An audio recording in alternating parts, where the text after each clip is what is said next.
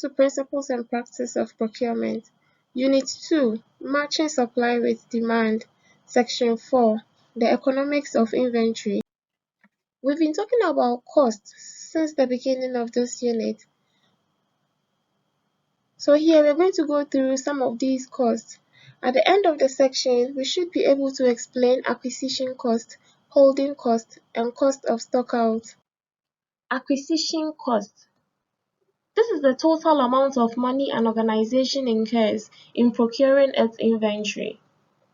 In costing, you are told that acquisition cost includes the purchase cost, the installation cost, taxes, and many other costs that are directly attributable to the item.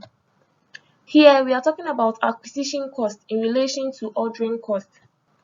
While ordering cost or acquisition cost refers to all costs incurred in ordering for an inventory. So every cost, the total of all the costs you incur, an organization will incur in ordering for inventory. That's what referred to as the acquisition or the ordering cost here. And we have these costs to include the preliminary cost.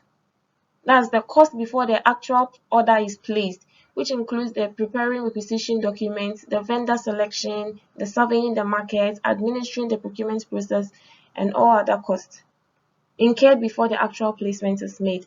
Then we have the placement cost, which includes the order preparation, stationery, postage, finally the post-placement cost. That is cost incurred after the order has been placed. We have the receipt of goods, handling materials, inspection, certification, and payment of invoices. Now that we know what acquisition or ordering cost is, we are moving on to holding cost. The holding cost is the second type of cost that organizations need to calculate or know before they can determine their economic order quantities or the optimal quantity to order. So the holding cost simply refers to all the costs incurred or associated with holding inventory, all the costs associated with keeping the inventory. Now that we've ordered the inventory, it's believed the suppliers are going to supply whatever we ordered to us. So all the costs that we will incur in keeping or storing these inventory before we finally use them and then dispatch them to our final customers. The cost incurred here is also referred to as the holding cost. And we are saying we have two types of holding cost: the cost proportional to the value of the inventory and the cost proportional to the physical characteristics of the inventory. The cost proportional to the value of the inventory are the costs charged to the value of the inventory. So for instance, when we are paying for insurance, when we are insuring our materials, we don't look at the physical characteristics or the space the inventory is taking. We look at the value of the materials, the value of the inventory. That's what we use to insure our products. Also, when we are calculating depreciation on any material, we look at the value, the current value of the material, the inventory. That's what we calculate our depreciation on. So the cost proportional to the value of the inventory is the cost incurred on the value, the actual value of the inventory, with the cost proportional to the physical characteristics of inventory. Now we don't consider the value, we consider the physical characteristics of the inventory. So for instance, if you are paying people labor to carry boxes, they don't care about what the content of the box is, unlike what insurance companies will do. Insurance companies will rather care about the content of the box than the size or the weight of the box. However, with labor, we're only interested in the size, the weight of the boxes that we are carrying. That's what we are going to charge on.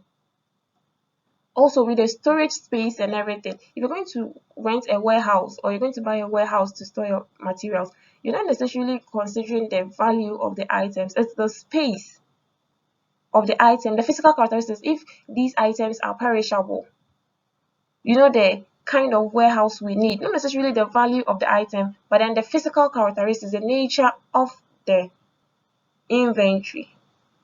So these are the two main distinctions. However, both the cost proportional to the value of the inventory and the cost proportional to the physical characteristics of the inventory come together to form the holding cost, which as the total cost incurred in holding or keeping inventory. The third cost we have is the cost of stock out. This is the cost of being out of inventory.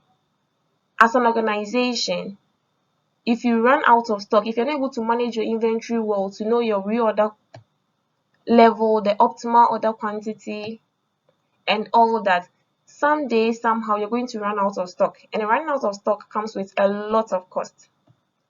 One, we have the loss of production output. We're going to have idle time. Labor is going to be idle, machines idle, everything is idle because we don't have material, we don't have our raw materials or semi-finished goods to continue production.